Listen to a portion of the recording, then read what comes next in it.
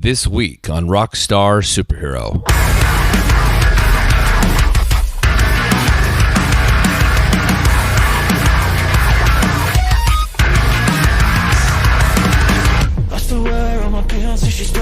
Where October ends, nu-metalcore seems to begin. I was blessed to connect with Nick and Alex for a recent show, and I discovered so much more about this great band that I've fallen in love with recently. October Ends mix sounds, culture, and impeccable songwriting into an easily digestible and decisively lovely mix of mystery and misery. Make sure you listen to the new single Playtime and find yourself squarely placed right in the middle of a journey through the band's spiritual eyes. It's not going to be like anything you expect, I assure you. This is my chat with October Ends, and you're listening to Rockstar Superhero.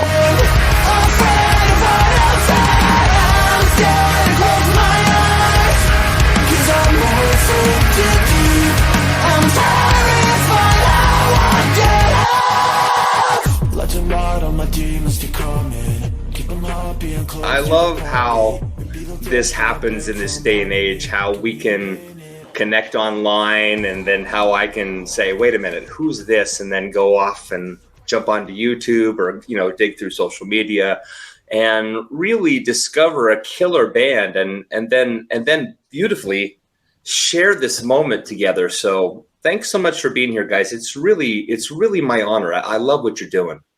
Oh, thanks so much, man. Oh, thank you. No, I was going to say it's a pleasure to be here. I'd love to, chat and meet you. Yeah.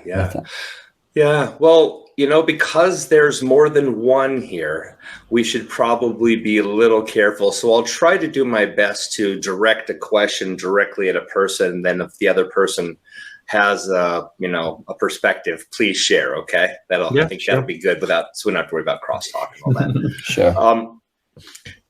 Well, the show is really built around the idea of the formation of the artist. It's all about how do you come to be? How does the band come to be? We obviously talk about the material coming out, etc. But it's so crucial to get a feeling for what makes a band tick. And most people don't know this unless they're in the music business, but the music business is all built around bands of people who have become families. That's how you survive as a band, as you figure out a way to become a family and how to write songs together and how to give each other the space and to leverage your best abilities. But definitely. Yeah, I think one of the curious things about October Ends is you come from two very different places as a band. You know what I mean? You've got the Greek part of the band and you've got the English part of the band. And I know this is a common question, but I'm curious how you guys connected and maybe I don't know, maybe start with Nick on this one. Yeah, sure.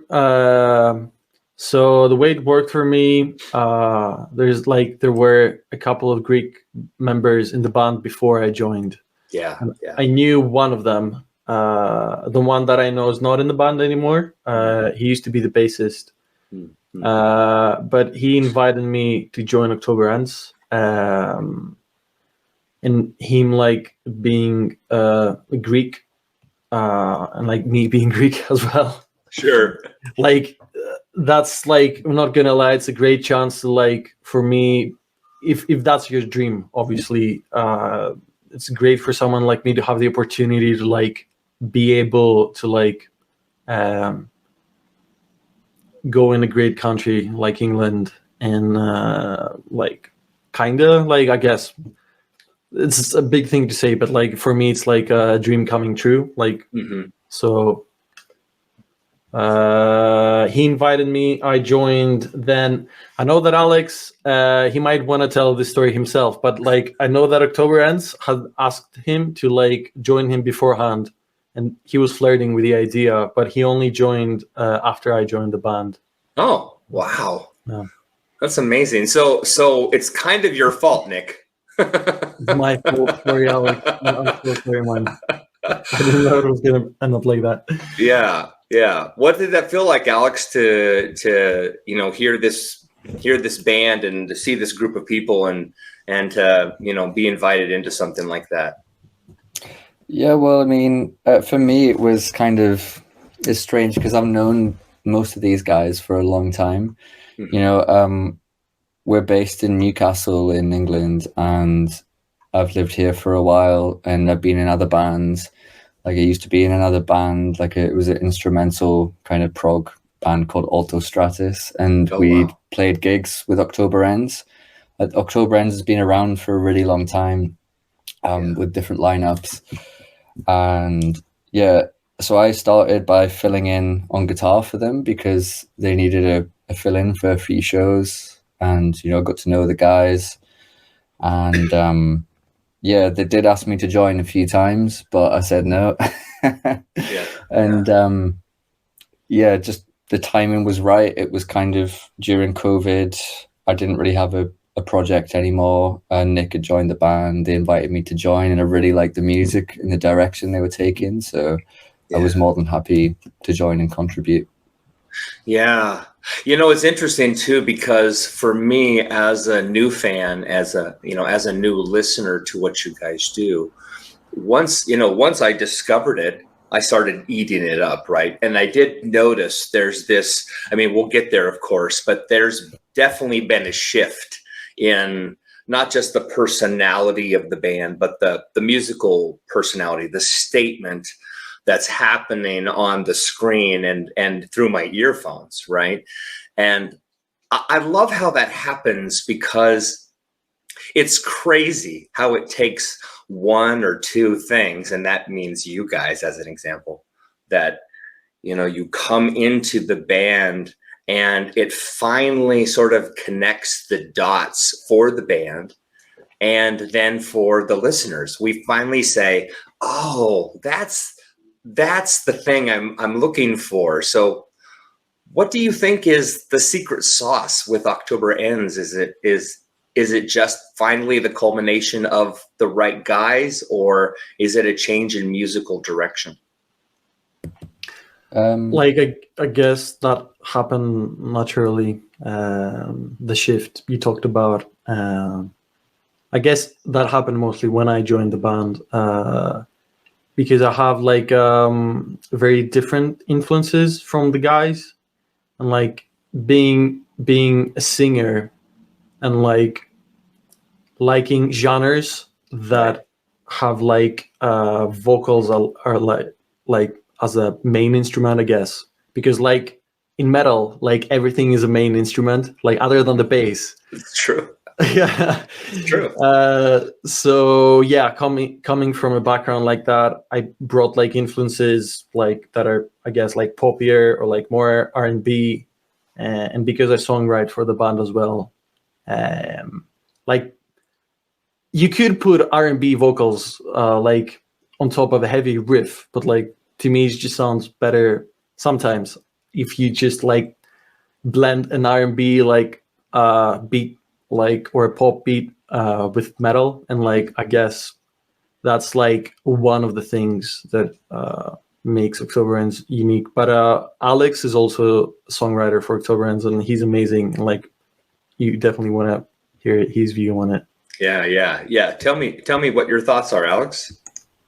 Well, I think, you know, for a while, the songwriting in October Ends, before me and Nick joined, it was a lot heavier, and it was a little less experimental. And, you know, that's one of the things that attracted me to the band, that I could see that they were starting to go in a more experimental, maybe poppier direction with Zodiac. Right. Not necessarily poppier, it's still heavy and has some great breakdowns and heavy moments, but I just really like the different flavors, because I myself come from quite a varied musical background. You know, I have a degree in jazz.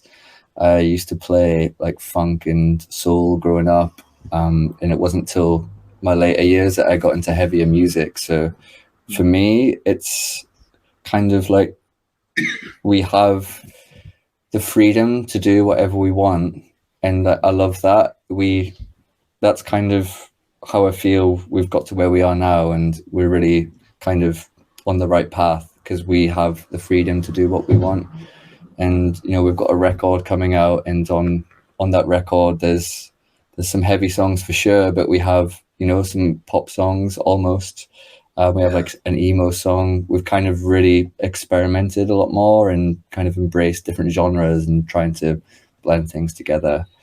And it's not like we're trying to do all these random things and make some crazy like pizza with every topping on it. It's like we're just making, it feels to me like we're just making the music we want to hear, because we have these different influences, and there's a perfect music for us that doesn't exist yet, and that's what we're trying to create. Yeah. Well, the beauty of that ambition too is that if you stick to your guns and you remain as sort of eclectic as you are, right? You guys have this very sort of diverse sort of portfolio of sounds, and it takes a little bit for the traditional, I don't want to call it the metal fan, because you guys appeal to so many audiences, but it takes that typical fan to say, I'm not sure if I like this, right? But the beauty is you find this subset of fans that will fall in love with you and remain with you regardless, because of your ambition and your desire to set yourself apart and to be pure. And that's an amazing thing. Yeah, I love it. Well, thanks so much, man. Honestly, yeah, really appreciate it. Yeah. So Alex, let me ask you this question. Of course, we here to, we can talk about the single. I still want to talk about a few other things about the band, but when does the album come out? Can you even talk about it yet? Because I know a lot of times management gets in the way and says, hey. Yeah, we don't actually know. Okay. But we can't say too much about it, but of course, but it's coming. Yeah, it's coming. Yeah. End of the year, kind of. Good. Okay. Well, that's great then. This is perfect. It's so funny because when I was doing my research about the band, I went online and I did all the little things. I listened to the music and I looked for an EPK. I couldn't find one. I should have asked you guys for one. But the beauty of that discovery is you start putting together the arithmetic behind the band, right? And again, because I'm a former professional musician myself, I look at it through that lens, and I was trying to parse, sort of who is in what role, how do things connect, and where have I heard certain parts of the sound before, right? I'm not a big fan of asking about influences, so I don't want to do that today. But I do want to say something about how I hear October Ends, if that's okay. The band, based on what you said, Alex, the band weirdly reminds me, hold your breath, of Queen. Wow. Didn't see that coming. Yeah. Well, me neither. Good. Well, I'm glad. I hope that's a positive thing. But there's a reason why. It's because if you don't pay attention to the movie, which I thought was a piece of crap, and you actually go to the real history of the band and you see it from ground zero, when the band was Smile and Freddie did his whole thing where he said, I want to be in that band. And the band needed Freddie's ambition. They needed him, not just because he was exceptionally talented and a ton of fun to watch, but they needed him. They couldn't have done it without him. That was the alchemy that was required to break that band. And because they were fearless, they eventually found their way. What Alex is saying to me is we're trying a lot of ideas, and I think it's because that alchemy. You two are now a part of October Ends, and it's come across my door, and all of a sudden I'm saying, okay, I like this. Why do I like this? Well, it's because it reminds this old guy of Queen and the ambition. So it's not so much a question, I guess, as to say, I kind of joked about how beautiful you are, but you guys are a very handsome band. I've looked at your photos. You have a wonderful voice, Nick.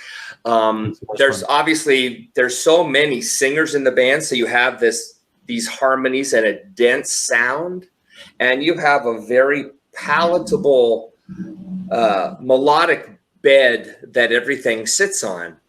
So I think you're prepared for the next wave. So I guess my question would be, what does it feel like to be a part of October Ends at this moment in time?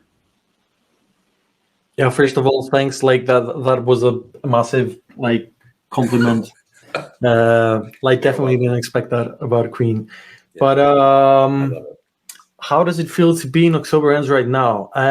Like Alex said, and like you said, like that you were very right when you said that like what makes October Ends different is like the chemistry, because like if it weren't for Alex being in the band, who is like the most recent member, like I personally wouldn't have the freedom to like do stuff like that, because again, like you said, October Ends was like a lot heavier in the past, and like when I joined and when I tried to like bring my perspective and like my sound to the band, like it's not like they denied it or like they were negative about it, but like they were kind of skeptical. And like whenever I was writing for October Ends, it would be like, all right, what would the guys like? How can I make this song like fit the sound that October Ends already has? Mm-hmm. But then when Alex joined, that completely changed. And you can only hear that like on the new songs that are going to come out, one of them being Playtime. We literally, like Alex said, we just do whatever we want to hear. We do whatever we like, and we have that freedom like in songwriting that we never had before. And like it honestly like feels amazing to like it's an endless like source of inspiration. You can do whatever you want. Like there's no limits, and like there's no, if we want to go prog and like technical, we'll do that. If we want to do R&B shit, we'll do that. If we want to do soundtrack stuff like Hans Zimmer or like whatever, or dance music or like industrial, we'll do that. And there's a lot of that in the new stuff that's coming out, and that's how it feels being in October Ends right now. Yeah. How about you, Alex? I mean, I totally agree with everything Nick says, but at the minute it kind of feels like we're riding a smallish wave, but a wave nonetheless. Because we've announced our like recent signing. We're not an unsigned band anymore, and we're releasing these songs that we've had written for quite a long time. We started putting these together when I joined the band nearly 2 years ago. So, it's a really exciting time. We get to come and do podcasts like this with yourself, which is great. It's a lot of fun. It's a really exciting time for the band to see what lies ahead. And, we really can't wait to get this new sound out there that we've worked on, and see how people connect with it. Yeah. It's interesting too, because there's a video on YouTube of somebody reacting to your music. I don't know if you've seen it. But isn't it interesting that you're at this stage, you talk about the small wave, but you're at this stage where you don't just have a fan base, you have people now talking about you and promoting you, which isn't the same thing. And does that seem crazy? I mean, because there's this weird thing about being in the music business. Once you're on a stage, you're a celebrity to somebody. It's the weirdest thing. And I'm curious, what does that feel like to you now that if you play a show, you have fans, people that actually buy tickets and choose to go to your show, with that celebrity? I know that's a weird word to use, but does it feel good? Does it feel odd? Do you crave it? Because I like being on stage, man. Nick, what do you think?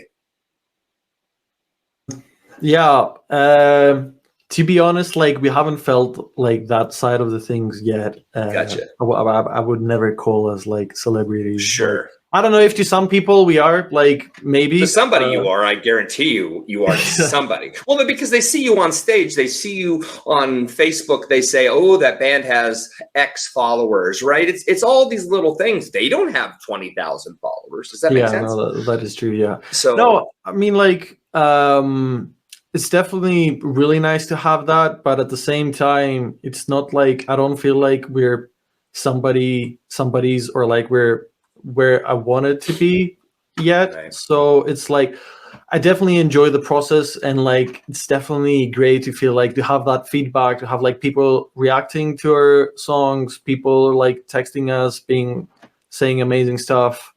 There's also the hate that comes with it, with like being different as well, which is like, I find it funny. I'm not really bothered. Which like, even that hate, like, it kind of makes you like still feel like important, because like somebody thought you were like that important to hate on.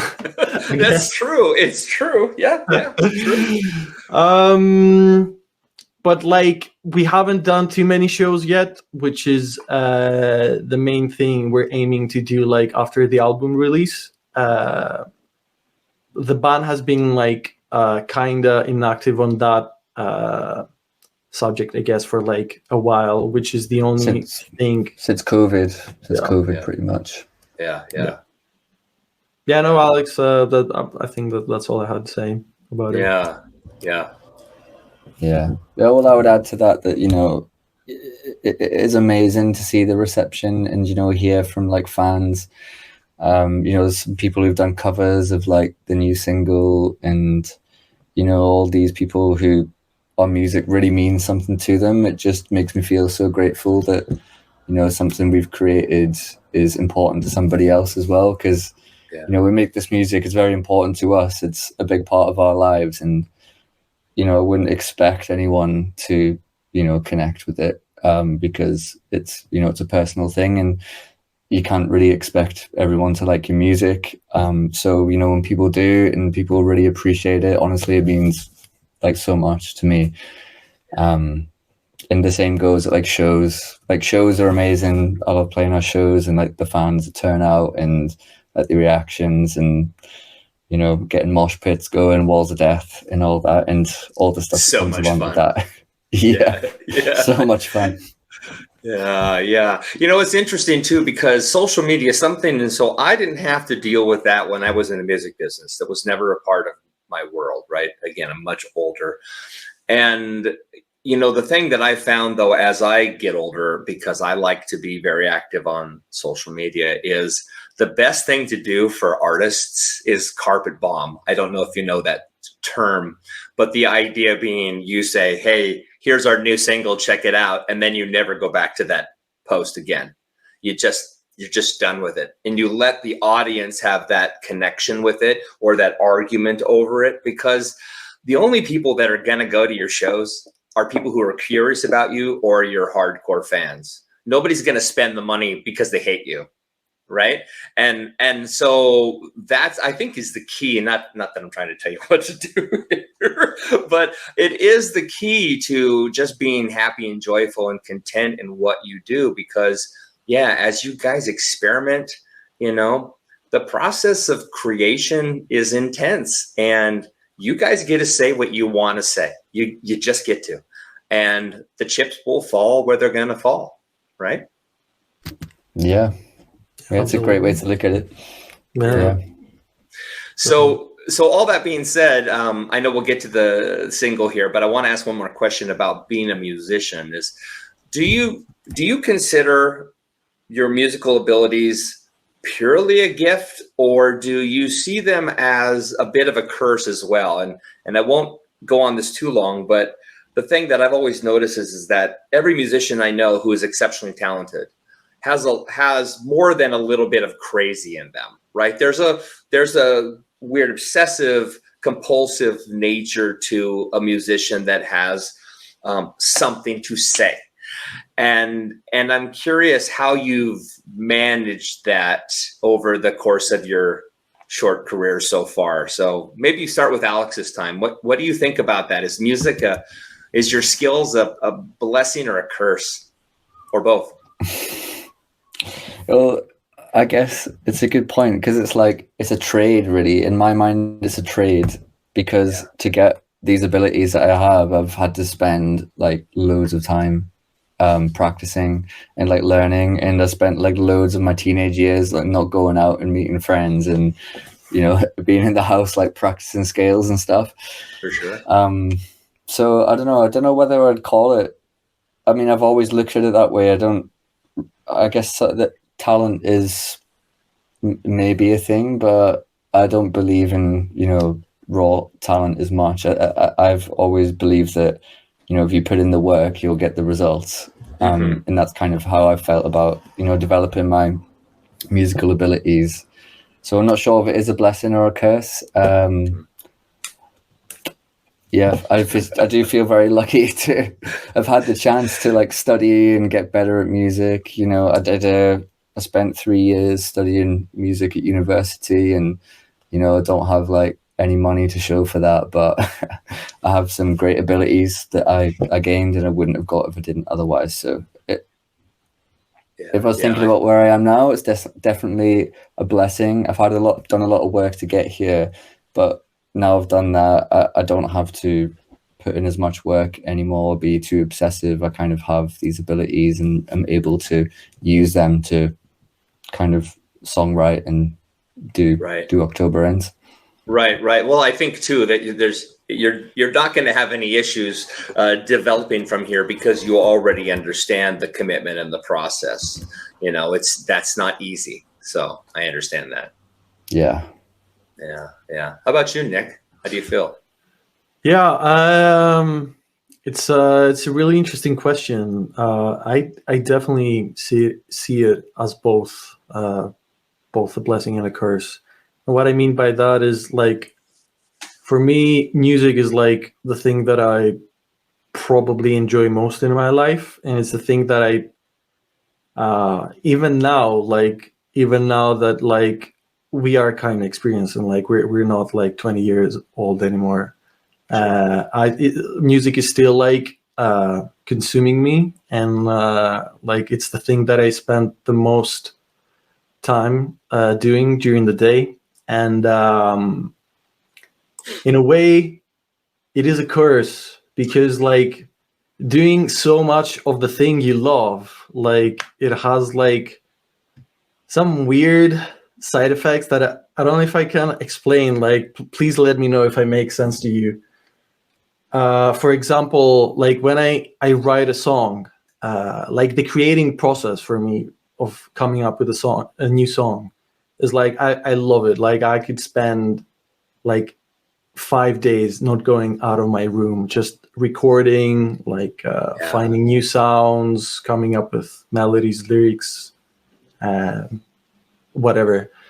But then once I'm done with that song, and I've listened to it, like, because until it's ready, like until it goes out and until it gets released, I've listened to that song like 1,000 times, and I'm kind of sick of it. And like, I can't tell anymore, like, if I like it, if people are gonna like it. And it's just like the only thing I want to do in a way is just like write another song to like just please that side of me that is getting fed by writing music. So it's weird, but I don't know if that makes any sense to you. No, it totally does. I agree. Again, as I said before, I think music is a blessing. It is a curse. It's all the things all at the same time. But I think, I admire the obsession behind it. Again, I have a friend who, I don't know if you are familiar with a company called Sun Microsystems, but they were a big, huge computer company down in the San Francisco area. And I have a friend that was a founder of that company. And he gets up at 4 o'clock every morning and he works out for 3 hours every day. Now, that guy is 74, 75 now and still does this. So there's a complete crazy obsession with that he has to do that. He can't sit down and enjoy a lunch. I've had lunches with him many times. He will literally just shove the food in his mouth and let you talk because he's not interested in conversing. He's just got to get the food in his mouth so he can be done, so he can go back to work, because he cannot imagine the idea of sitting and having a pleasurable moment with his friend, even though we're friends. and so here's the thing, that crazy ultimately becomes something, Nick. I don't know if Alex has that same sort of obsession, but I imagine, again, you guys can't get to this place without having at least a healthy obsession with practicing and songwriting and falling in love with songcraft and arrangements. And as Nick said, developing all of these sort of melodic approaches. It's awesome to be in love with something so much that you don't care how long it takes.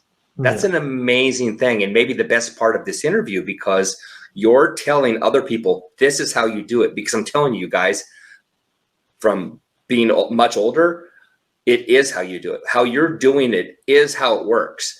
And so everybody out there looking to, how come I'm not being heard? How come? Because you're not doing the work, and you guys are. So congrats. It's badass, man. Thanks a lot. Thanks. Yeah. I know I talk a lot. I'm sorry, but let's get to the single. Playtime is a killer, man. It literally is all the things that October Ends used to be, and all the things October Ends is gonna be. I can tell without not even hearing another song yet on the new record, because that shift in the way the verses are done. I don't want to call it synthwave, but that cool, funky. Gosh, all of a sudden I lost the name of the band. Maroon 5, right? Like Nick's vocals have that quality, and I'm sorry, I hate comparing you to people, but they have that quality. And so you add that to the heavy opening, you add that to the breakdown in the middle section, you add that cool synth wave undercurrent and that sort of I can't even think of the word at the moment. Hip hop, almost sort of influences that are in there. It's madness, and it's the best kind of madness because it's so shocking. With that intro, you don't expect those verses at all. So I gotta give you guys the big clap and say, Playtime is rad, man. Yeah. No. Yeah, thanks, man. Yeah. How would you categorize it? Is there such a thing? Can you? I mean, do you have to say metalcore? Do you have to? No, I wouldn't say metalcore. I think I would agree to that. I'm just kind of messing with you a little bit, but but musicians want to do that. They want to say oh, that's metalcore. Well, but it's not metalcore. It's melodic hardcore. No, it's not even kind of melodic hardcore, right? So I mean, Nick, I'll shut up now. But give me your take on it. Yeah, no, we just leave that to people who listen to our music. We definitely don't want to label it. Like you said, it has those heavy parts, like the opening riff, it's super heavy. I don't want to put it within a genre, but then the verse just goes completely sideways, and it's a totally different thing. But I think but in my opinion, somebody disagree with that, but I think we managed to make two things that could be in different songs sound solid, or they're coherent, I guess. Yeah, it shouldn't work, but it does. It shouldn't work. Yeah, if you think it does, then that's a good thing. Yeah, that's what we try to do. And I'm not gonna lie, it's really hard at the beginning, but once you find what you want to do, and then you do it 10 or 20 times, you then start finding out how to do it and how to make it work. And I know we disappointed a lot of the metalcore fans. Yeah, but it's not your job to I don't even know what the opposite would be, but it's not your job please them, I guess. Right, to appease them. It's your job to be you. again, they'll follow. Yeah, Alex. Yeah, well, to tack on to that as well, for the metalcore fans, there is some good heavy stuff coming. We've got another single coming out this month, actually, on the 20th of July, and that's a bit of a heavier one. I mean, it still has some kind of different flavors. It's a bit industrial, and then like more of the metalcore thing. But I think some of the older fans will appreciate that one more. Yeah. Well, but I got to say this. I know you want to say something, but Playtime has a metalcore breakdown. I mean, that breakdown in the middle is old school metalcore, and it's awesome. But what's so great about that piece to me is that it has more than one breakdown. They just happen to have vocals over the top of them. That's true. Yeah, we added some rap vocals with Alex and like some screams at the same time. So. Yeah, it's so cool. So one of you was going to say something. I heard the click, and then I interrupted. So my apologies. Oh, it's all right. I can't remember what I was going to say now. leave it to Rockstar Superhero to fuck it up for everybody. I'm so sorry, guys. I guess I took too much medicine this morning or something. It's all good. We're enjoying the podcast very much. Yeah. No, I remember. Well, yeah. So we don't actually kind of define ourselves really. Somebody does, because I think somewhere out there it says we're like a 5-piece metalcore quintet from Newcastle or something like that. But yeah, we need to change that. I mean, somebody does that. We don't write our own like bios and stuff. And I'd find that really, really hard and impossible to do so, because the sound is like so varied, and to us it's like a new thing.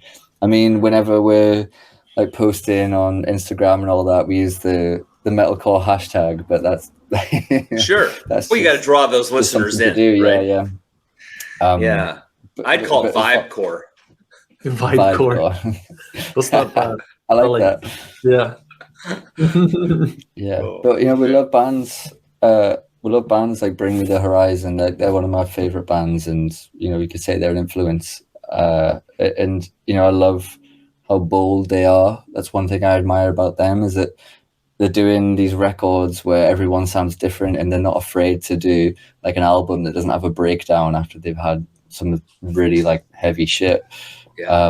And they're just not afraid to do what they want, and they're doing it really, really well, in my opinion. And I'd like to think that we have that kind of attitude, or I would like to think that we'll just do whatever we want, and we're not kind of going to compromise or just do what some fans might want us to do. And I'm not sure if that's like the wisest decision as a band, but I think at the end of the day, we want to enjoy this. It's takes a lot of our time. We work as well, so it needs to be. It needs to bring us pleasure for it to be worth it, I think. Yeah, don't. Gosh, the last thing I want to do is like tell you how to run your career. But I mean, from the outside, I mean, I would implore you to, again, stick to your guns, because it really, truly actually doesn't matter what anybody thinks. It doesn't matter what your fans think. It doesn't. Now, obviously you want to maintain, that fan base as well as you can. But the truth behind all of it is you have to have, it has to be honest. People can see, people can hear, they can feel when you're putting up a false front, when your ambitions are for celebrity, like we talked about before, or money. They won't find truth in the music. And because you guys are willing to basically screw up where you've been to go where you need to go, that's pure. People hear that. Guys like me, we show up and we say, well, I don't know what it is, but it connects with me. And it isn't the Queen thing, because you don't sound like Queen, but the feeling, the ambition of Queen is what I love about it. The willingness to try new things. So vibecore, baby. That's it, man. I'm telling you, we're inventing a new genre right now. Okay, we're going to use that. It's Yeah, yours. definitely gonna use I that. give it to you. I give it to you. Oh, thanks, man. Yeah, you'll see that all over Twitter tomorrow. Yeah, you got to start that hashtag. There's going to be one hashtag on Instagram, but we're going to get there.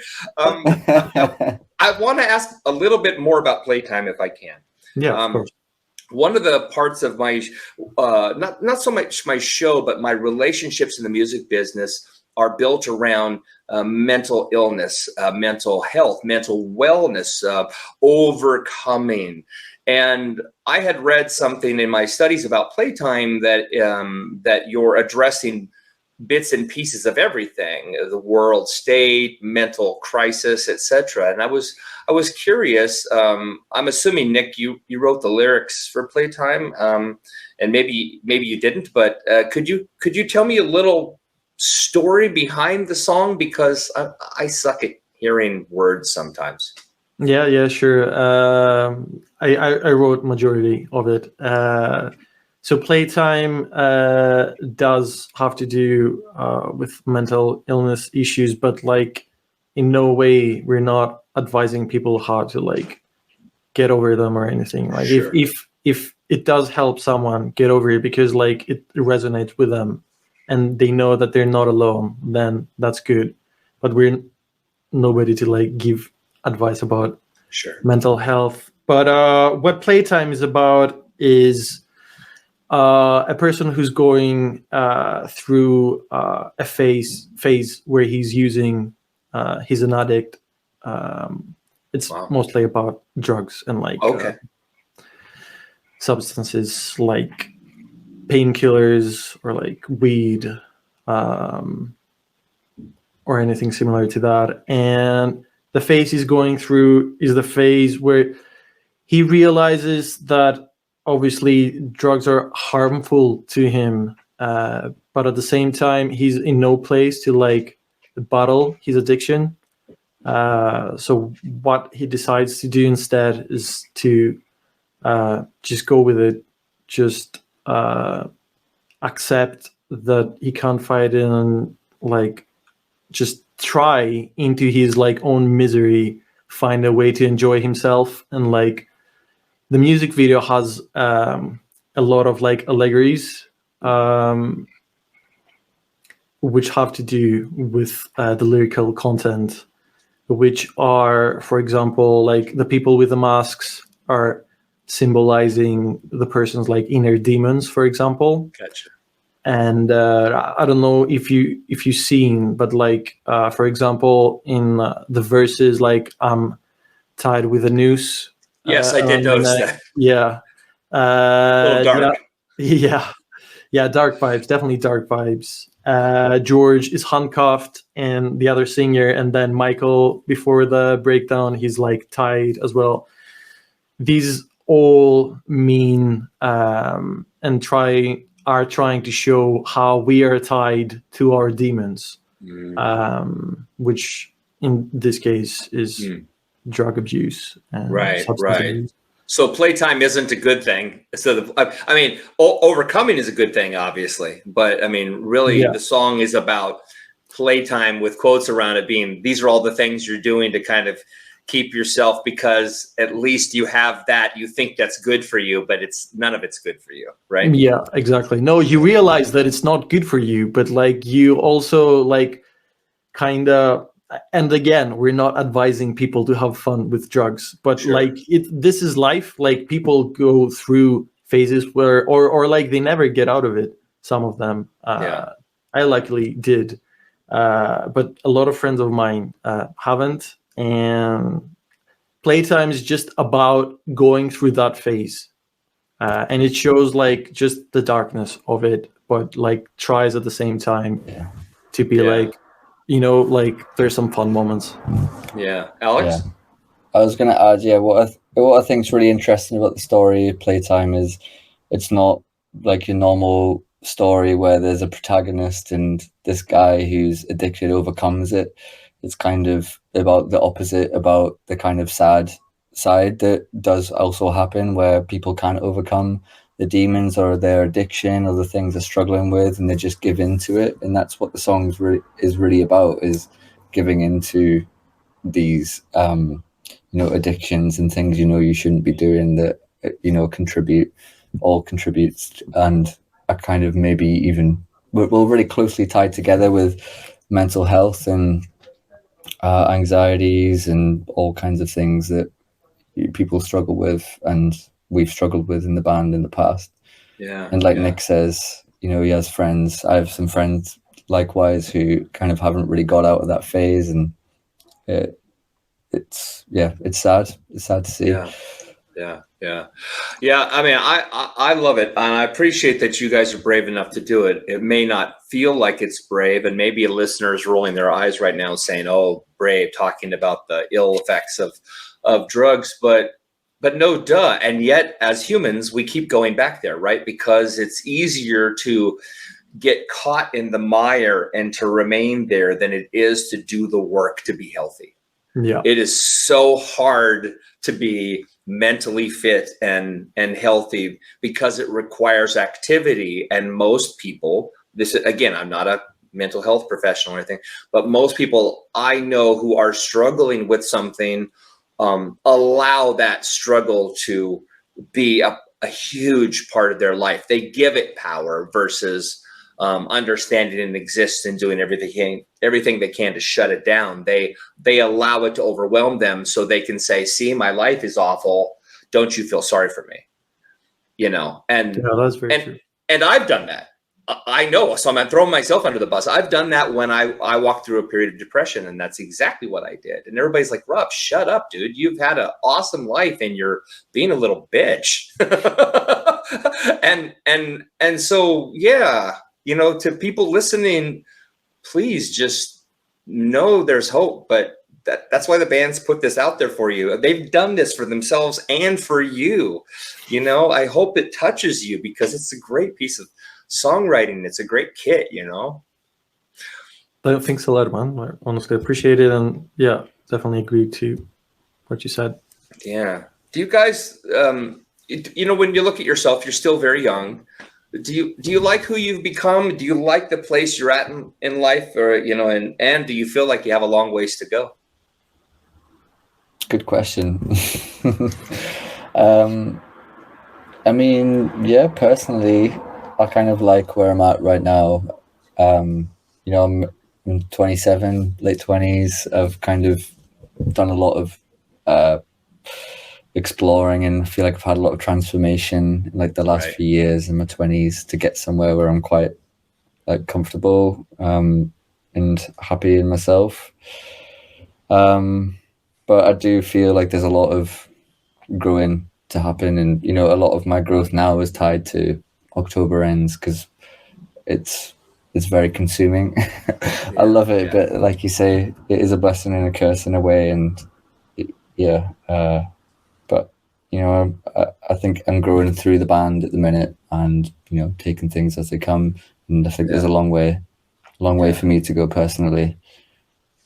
Cool. What about you, Nick? Do you identify as a singer in October Ends? You know what I mean? Like, this is your pronoun, singer. No, I would definitely say no. Okay. No, I don't mean it as in, I definitely feel like a singer in October Ends in a way, Sure, but at the same time, because like I said, I do a lot of the songwriting as well, and because I produce and mix for the band. Yeah. And we direct our own videos as well, and these are all tasks that are at this time, I do all of those tasks equally as much as I am a singer at October Ends. I also produce and direct at the same time. So it's I guess it's all of these things together. Yeah. Did you guys have a good time today? Because I know this has been a weird set of questions. No, it was amazing. I had a great time. I love weird questions.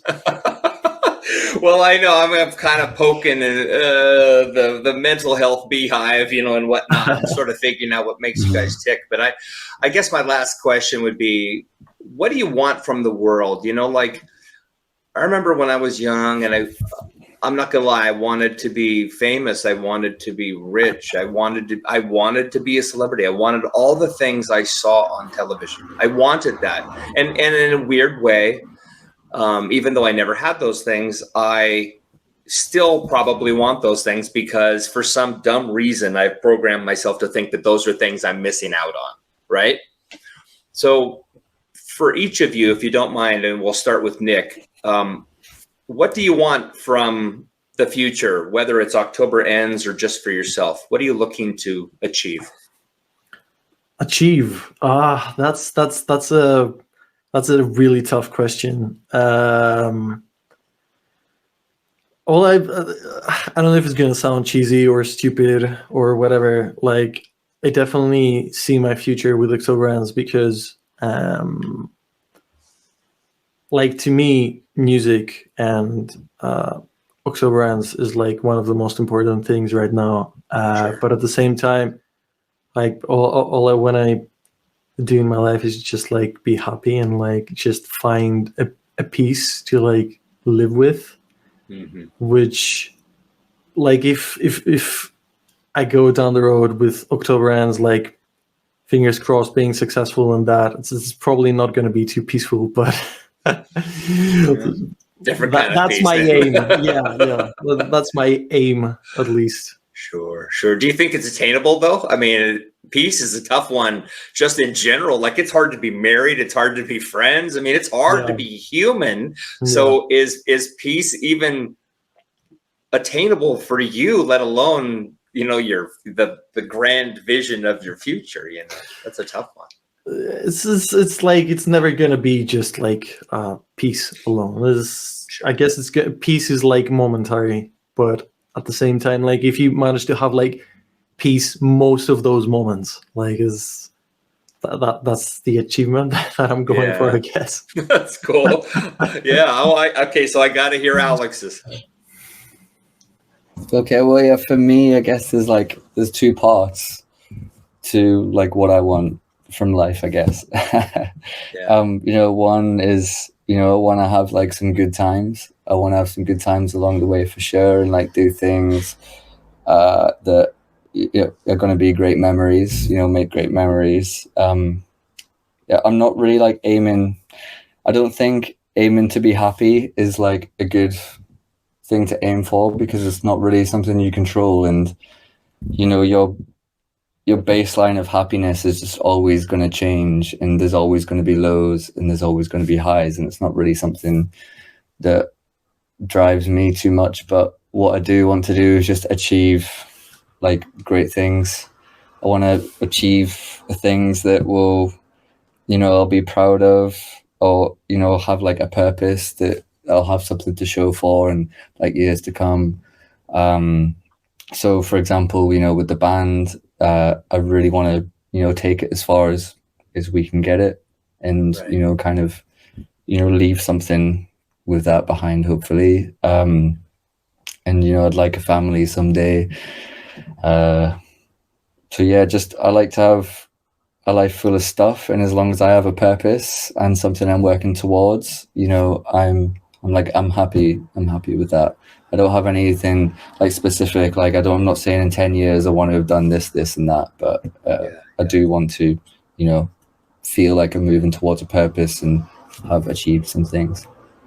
Yeah. Well, I mean, I will say this, guys. I have greatly enjoyed having you as guests today. I know I exaggerate a lot, and I talk way too much, especially today, but I do love what you're about as people.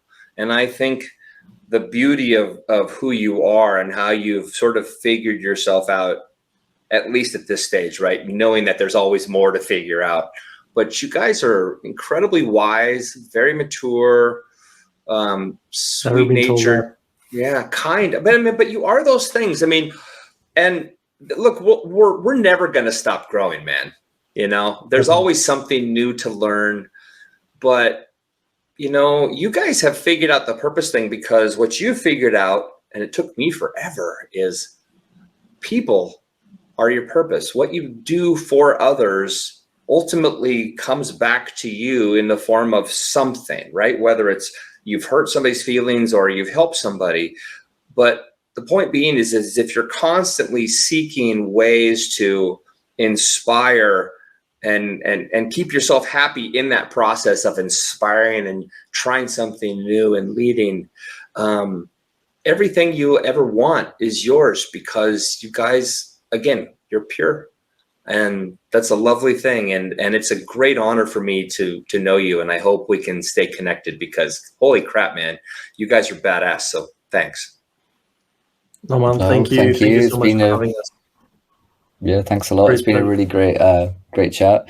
I really enjoyed your questions. They're not your typical questions, and I feel like we got quite deep on some of those topics. Yeah, that's nice. True. Thanks. No, I just want to say that like your excitement and like your you being like intense about stuff like just inspires me to like keep doing stuff, because like when I see people reacting to October Ends like you, like that's definitely a thing to like keep me going, and like thank you for that and for having us today. Oh yeah, it's easy, man, when it's good.